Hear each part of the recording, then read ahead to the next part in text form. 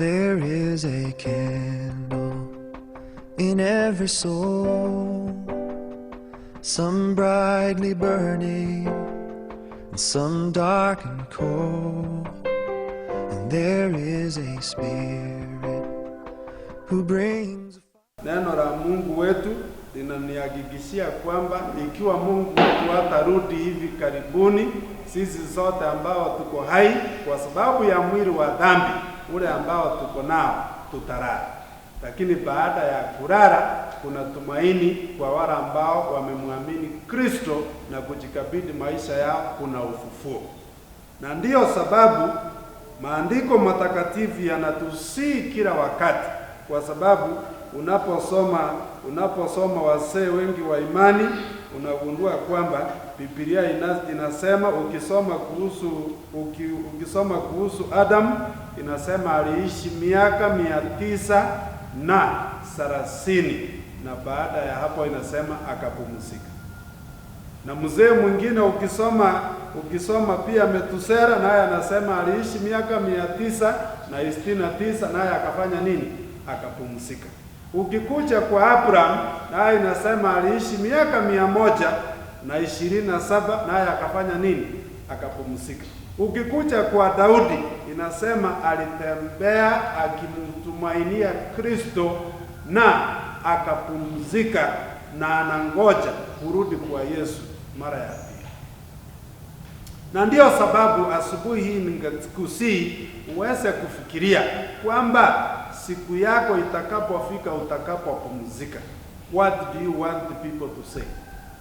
Kwa sababu mara nyingi nimekuwa na vikao kama hivi, unasikia kuna wakati mwingine mtu analala, alafu unasikia watu wamesema wacha alale huyo ili tupate hewa.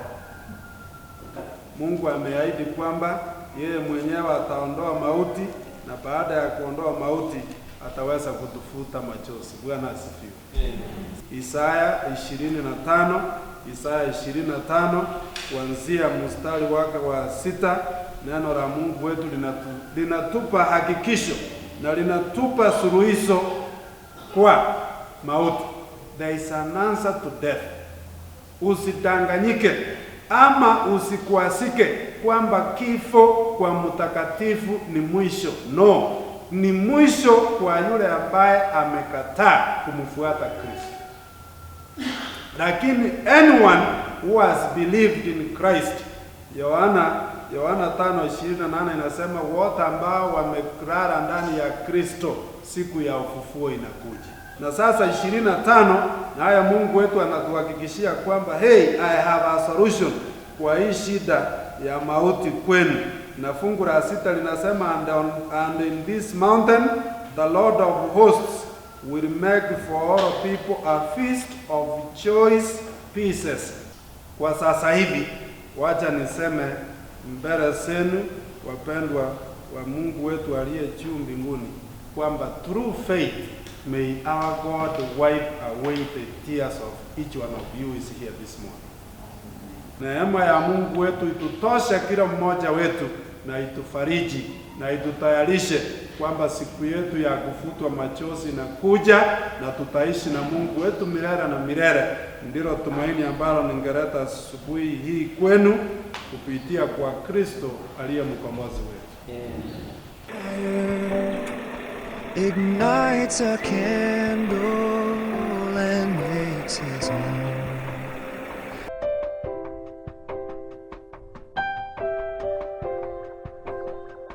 There is a candle in every soul, some brightly burning and some dark and cold. And there is a spirit who brings a fire, ignites a candle and makes his own.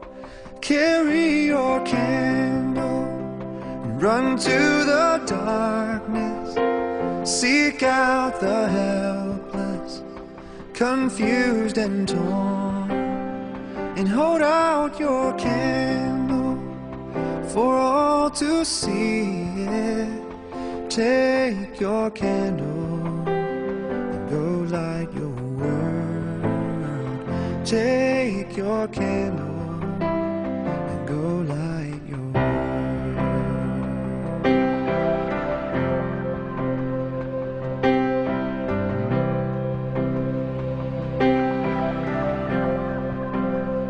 frustrated brother.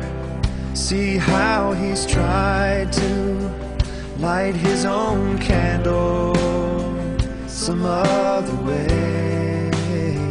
See now your sister, she's been robbed and lied to, still holds a candle without a flame. So carry your candle and run to the darkness. Seek out the lonely, the tired and worn, and hold out your candle for all to see it. Take your candle and go light your world. Take your candle and go light your world.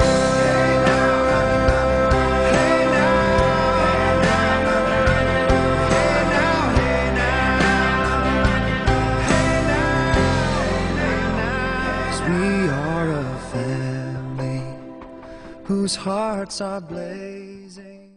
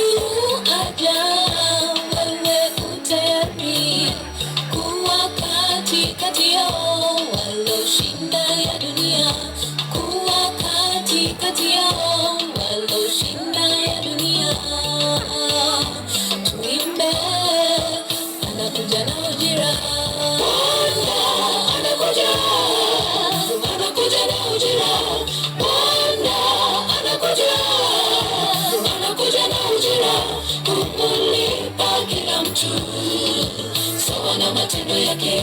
Humlipa kila mtu sawa na matendo yake. Bwana anakuja, anakuja na ujira.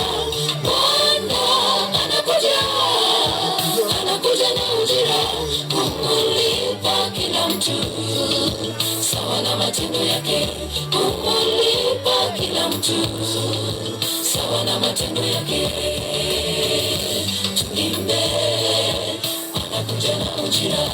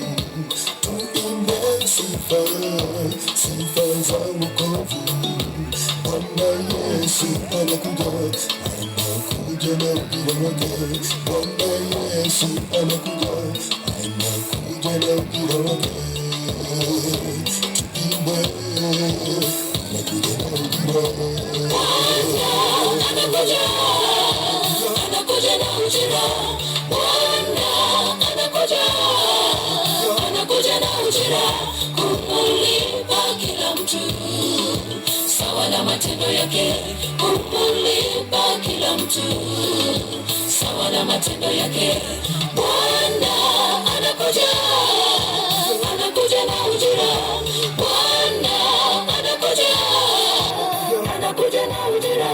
Humlipa kila mtu sawa na matendo yake. Humlipa kila mtu sawa na matendo yake.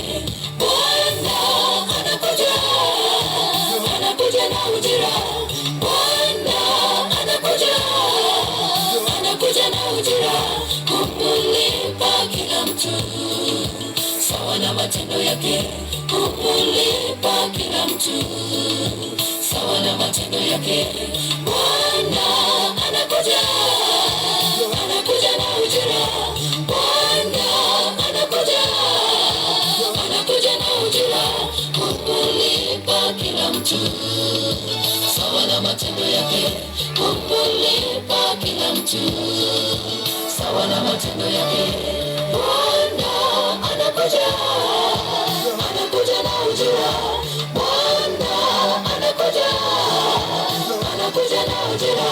Humlipa kila mtu sawa na matendo yake. Humlipa kila mtu sawa na matendo yake. Makori ni ndugu yangu kutoka nyumbani. Kwa nyumba yetu ilikuwa ndogo sana. Makori alikuwa mtu ya maana katika sehemu ile tulisalewa. Kutoka huko tunaita Bogeja namna gani mpaka huko Mativuzule mahali tulisalewa wengine. Makori ndiye alifundisha hiyo kabila 42 hata kulema hata hii kubanda ndizi. Mimi nafikiria iko wengine hapa nyumba tofauti wale wanabakana na Makori kule kwetu, lakini Makori alikuwa ndume. Ukikutana kule Tindereti wazee tunapanga maneno na Makori alikuwa anatoa mawaidha ambao wengi tulisema ni kweli, ni sawa, iendelee na namna hiyo.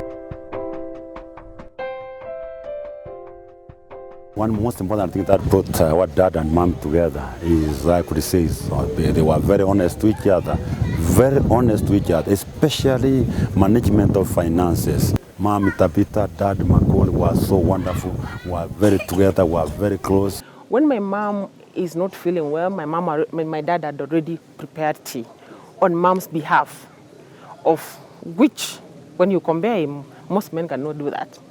But him, he could do that. He could help mom even to prepare, firewood, this local firewood. Mama banongo matebi atwaro balemu nandi natore angenere tatumna watu wanjani kuchia sale mbanja ine mono mbali kutigera nandi balenga mukuru kuru nanje ngine teiga ndocho watu wanjani no itukoli monje naje sale nge kumwaka bono tata tugena tomoikange obe mama tomoikange egere taji kutuara stress tomo wanjani ultata moete na nera menta matukoma ke kuchibusi.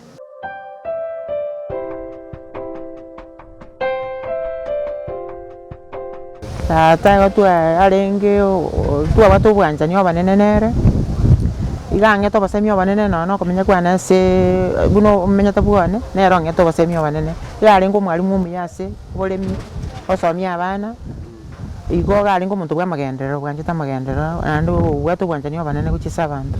Mzee Savania Makori Mangoa was more of a friend to me than a father. He might have been the biological father, but the relation with me, it went past fatherhood. The kind of relations which I had with my late dad, Mzee Mangoa, was that he used to try and call me, even if I'm maybe out of reach, he can try to raise me. So whenever I could see a missed call, I used to call, Dad, is there something wrong? No, and then he used to respond to me, no, I'm trying to inquire, how are you doing? How are my grandchildren faring on? So I was very close to my dad, very, very close.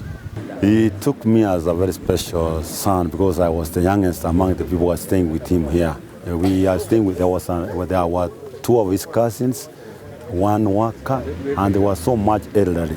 So I was the one who was the youngest. He could send whatever he wanted to have in the home, he could send me. Baba yangu alikuwa ni mtu wa maana sana.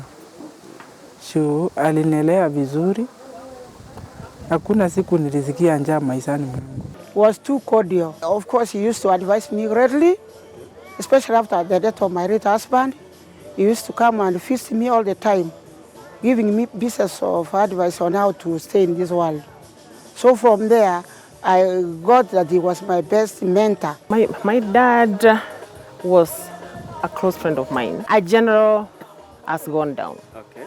He actually, to me, is a lieutenant general. He's a general because of a man who could manage 13 children, educate the 13 children, give them the best, and educated also half of the grandchildren. My relationship with my dad was, I think it was unusual.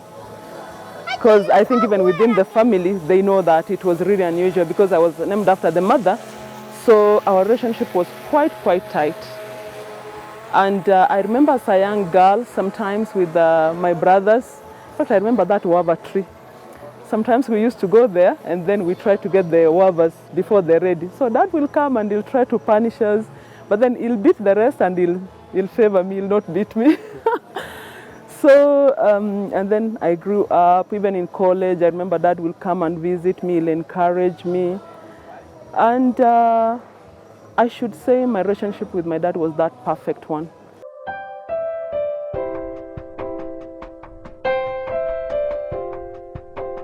Mzee niliomba naye miaka ya zamani kwa ile kanisa ya nyumbani hapo juu. Miaka ya zamani, that was almost 70s when I was young, really young. Yes, because he used to read a Bible for us. Sometimes he could sing when we are around. Sometimes he could invite even our children, especially mine, my children and my grandchildren. Then he used to tell us, just take care on the side of God. Be very much disciplined, respect God, so that you may be a whole person. Those years, you can't be a very good Christian if you are not honest. So honesty was so very important, and we knew that anybody who was honest could make a very good Christian. He was, he talked the good of God, how God assisted him when he was young. I know Dad was a Christian, not because he used to go to church, because when I grew up, I didn't see Dad frequenting church. But my dad, in every word he'll say, or he cannot talk to you before he finishes, he has to talk about Jesus.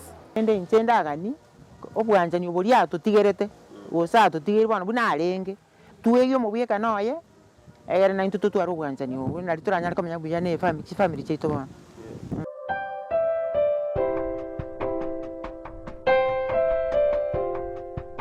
He used to come and advise my children when they were in school, and he used also to educate me on to do my work, my professional work successfully. Then on the side of farming, yeah, at least he advised me. By the end of the day, I got that I was acquitted with so many sources of income. Ngake mwana achete, buane na se na achete yani te kwenya ngwale ngobuya.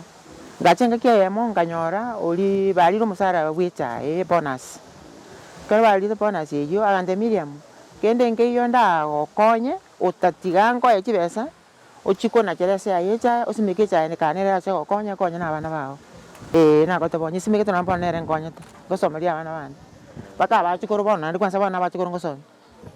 Was so sober on that he could even time.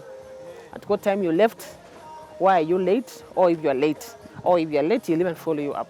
So my dad was so protective. It was not my dad. I don't know today I could be leading funny life, because if my dad could not follow me up, maybe I could be funny. Someone would stop. I mean, I could have even had children outside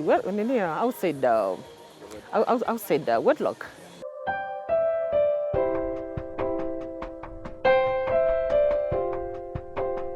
Alikuwa ukifanya kosa alikuwa anatuweka laini vizuri sana kwa kutumia kiboko. Hiyo ndiye mimi ilinipendeza. He was a disciplinary man. Ukikosa there is no, hakuna msamaha. Anakunyorosa na anakuambia unastahili ukae hivi hivi na makosa ile umefanya ndio hii. Na anakuambia si wewe nachapa makosa. Hiyo ndiye ilinifurahisha sana. Mpaka tukawa watu tuko straightforward. Well, my dad was actually a stamp of authority in this home. And my mom is that submissive mother. So most of the times, like when dad will go maybe to the market and come back, in fact, he used to either pass here, because we had two roads here and then or down here. In fact, when he calls from the gate, everyone has to check whatever assignment they were given, that it's done. And when he comes, if you haven't done it, either he might cane you, or you'll just talk in a very tough way that I'd asked you to do this, did you finish it? Or he can even make you sleep late to make sure that you finish what you are supposed to do. And that really helped me. Alfred, even in my place of work, if I've been given an assignment, actually, I make sure that it's done within the timeline. That one, I carried it from my father. And I think I'll carry it for the rest of my life. And I'm instilling the same thing to these boys. Specifically what I can say, he used to tell me that you should not get married soon. If you get married soon, you'll get a problem. Even if you made a mistake, he could call you, put you down. There's something, I don't know, I can call it. He could bring this hard cane, and then he can tell you, just fold your fingers. He could either deal with you, either this side or from you. Just that was pain. You know, that was the worst pain as discipline. If he could find that, instead of taking care of the animals, I could be leaving them idling. He could really talk to me, not necessarily in the use of a cane. You not even a tone. You can use your tone to discipline. You can find it, and at the end of the day, you will find that you have disciplined that child of yours. I used to understand that, for example, if there's something which is going wrong, he was just correcting me. Yeah, and then it never used to be like a quarrel, because I used he's somebody who's old, yeah, and I used to be aware that anything he's telling me is right.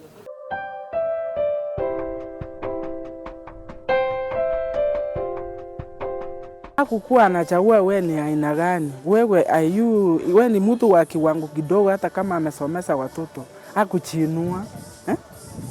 Alikuwa anapenda kusaidia sana. Akisikia diriti mtoto ya fulani hana kitu, anaingiza mfuko anasaidia. Dad loved both his sons and daughters. He didn't know the difference between the son. He did not. There was no difference between a son and a daughter. To him, all children were just equal to him. And he was, I think, he's the most generous person I've come across. Yeah.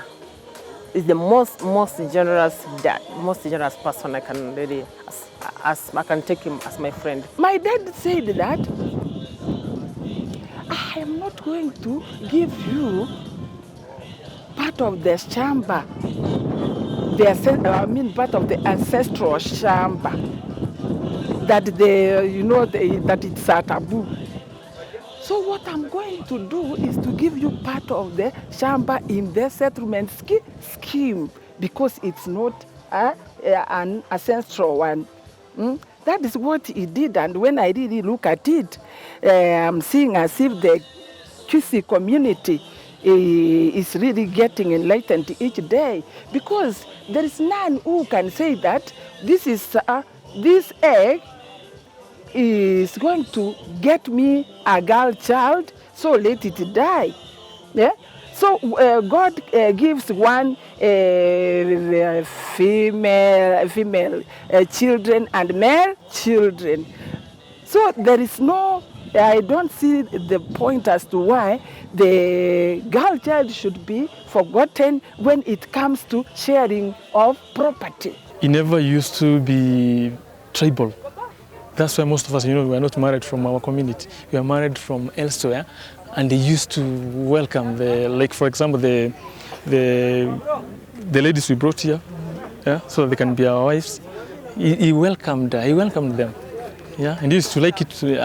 He's somebody who never used to be tribal.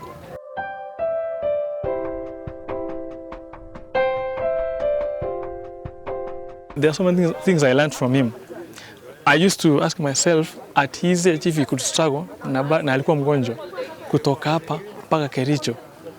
And then I learned that a human being is supposed to make use of his energetic age. Ukiwa bado, you have to steal your energy. That's the most important thing nilisoma kutoka kwake. I can say maximum discipline. That's the major thing, maximum discipline. By the end of the day, you become a whole person. I've really learned a lot from him. Yeah. I've used what he gave me. I've used it in what I'm doing today. There's a lot of things that I gained from him. One, he nurtured me to be a very strong man. He nurtured me to be a very steady husband, a very steady reader. Because again, there are so many things I learned because of his behavior. He is to be responsible, not to cheat, not to lie to anybody, and to be very sincere to everything, to be very honest, which actually as a system needs so much. He educated me so well. When I remember, he trained me also how to cook, because by the time we moved here that year, 1965, we didn't have anybody to assist us in the cooking. So he's the one who trained me how to cook, how to prepare food. And later I was joined by some of my uncles, because people feared to come and stay in the settlement scheme. There was a lot of work. I remember those years, especially the place was so much forested. There were so many trees around, which needed people who were very strong. That did a lot to uproot most of those trees. We are the most indigenous trees, which were very strong, which were so big, and that was able to uproot them and to make space for farming. Actually, from Dad, I've learned to be very social. In fact, I have friends, some people I'd met very, very long time ago, and Dad actually instilled love in us. Like if I love someone, I have to make sure that I keep that love. And if that person wrongs me, I have to be very straight and tell that person on the face that I don't like this. So that one I got it from my dad. And about discipline, I'm very firm with my boys. As a single mother, I'm very, very firm with my boys. And even I remember when my husband died, my dad used to pembeleza watoto, that grandchild kind of, ile kumpembeleza. But when my husband died, the way Dad talks to my children is actually a father kind of talk. Very firm. In fact, like I remember sometimes he calls them and asks them, mmefanya kazi ya shule, you know, have you done your homework, you know, in a very firm, like authoritative way. So I've learned that, and I'll continue with that. And I believe, even if my sons were to get children, I think I'll be the firm kind of grandmother. Yeah, I'll not be the nini kupembeleza. Yeah. So that one I learned it from my father, and I'll work with it.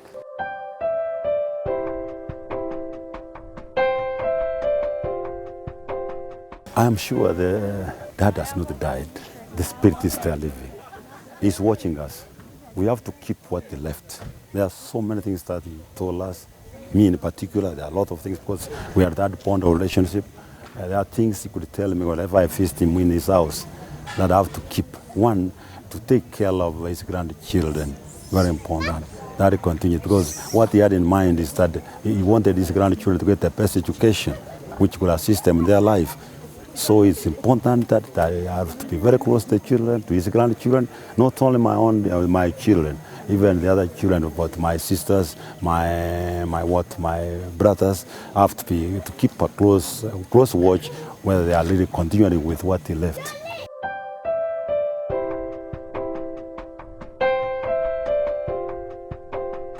Wane gento ngo wanikura se familia ito ne familia na inche buana sengare egento tata yani na lingo muntu wobwanjani banonta gete inche na bana ba minto to tuaro obwanjani buri tata bwate to baamo ega to iwane mina tata to bege tukuruke na witukuru bwana. Kitu mimi nitaweza kupenda hii familia yetu iishi na upendo. Hata nimejaribu kuombea hiyo kitu. Well, to have very good relationship amongst ourselves, families, even a family of 2 will always have those small feuds. A family of 13 will have even more. What I'm requesting, or when I talk to my siblings, is that any of those feuds which were there, it will be a past. Let it be past tense. The only way we can honor this old man is to forget about those feuds and start being very positive. My dad did a lot of work in the relationship in our family. That togetherness, which he created, togetherness, oneness in our family, that very good relationship, that is the brother, the sister relationship. We have to emulate that one, we have to continue that one. Yeah, we'll have to continue to the relationship we created within the members of our family as be kept going, will be going on. Yeah. I think what I'm going to ask my family members is to get in touch with each and every family member always. Dad is very concerned about the unity in this family. Dad wanted us to be together. We have issues here and there like another family. Dad, there is a word he used to say, Riboa. And that unity, I would really pray that we continue with it. I remember before Dad was taken to hospital in Nairobi, there's a text I sent to our family members. I still have it. And I really pray that when we have the Sunday family meeting, I'll actually read it one more time. I know I'm the youngest, second youngest, but I think there's something probably God has put in me that I'll need to take that responsibility of uniting this family, because that was Dad's wish. And whenever I remember all the things that probably have made us scatter, it actually puts me in tears, because Dad was loving. Dad loved us across the board. It didn't matter whether you are a son, a daughter, a grandchild from the son, a grandchild from the daughter. Dad will see the grandchildren, he'll be excited. He was that kind of a father. And I request my brothers and sisters, we need to be united for the sake of Dad. If we need to continue with Dad's legacy, we have to be together. We have to be together. Let's care for one another. Let's not scatter because of property or what. We need to be together. That was Dad's wish.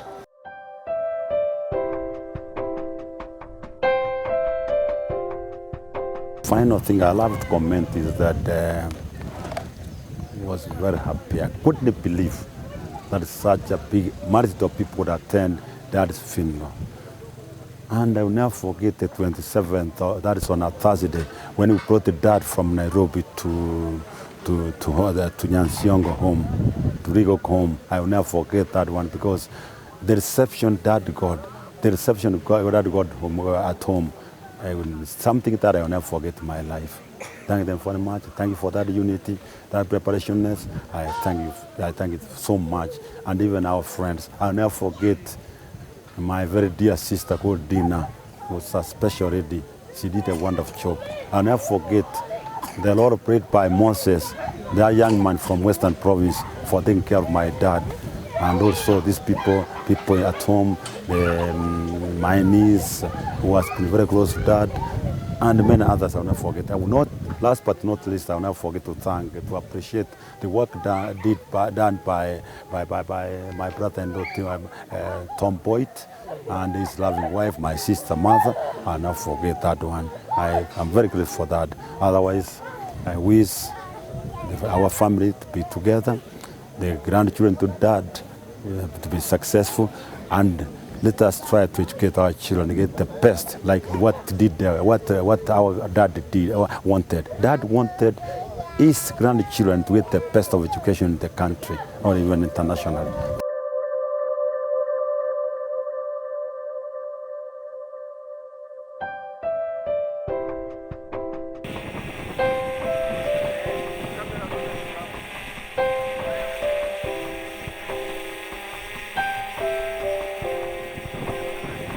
There is a candle in every soul, some brightly burning and some dark and cold. And there is a spirit who brings a fire, ignites a candle and makes his home. Carry your candle, run to the darkness, seek out the helpless, confused and torn, and hold out your candle for all to see it. Take your candle and go light your world. Take your candle and go light your world.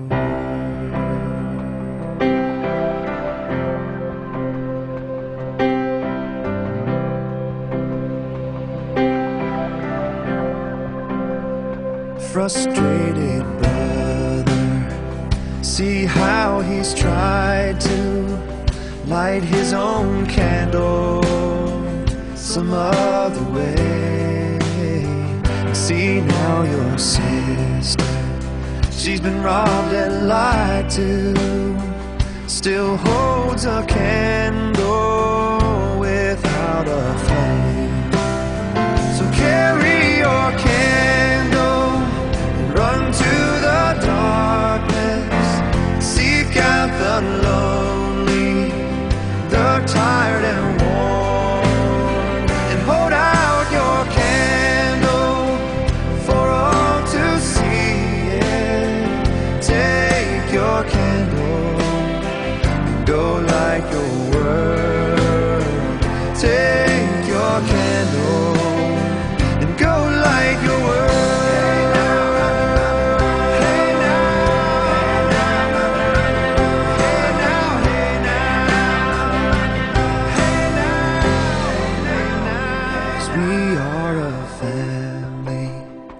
Whose hearts are blazing, so let's raise our candles and light up the sky, praying to our Father in the name of Jesus. Make us a beacon in darkest times.